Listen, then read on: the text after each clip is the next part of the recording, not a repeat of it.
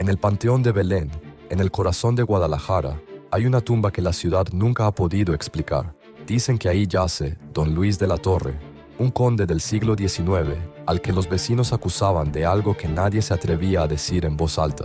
Cuando murió, la iglesia no lo enterró como a cualquier hombre. Usaron ritos especiales, ritos para contener algo. Nadie plantó el árbol que creció sobre su tumba.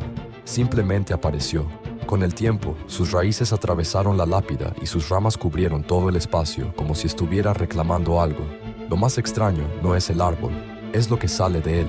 Cuando alguien corta la corteza, brota una savia espesa, oscura y roja, que mancha la piel durante días. Los trabajadores del cementerio lo saben. Por eso ninguno lo poda después de que cae la noche.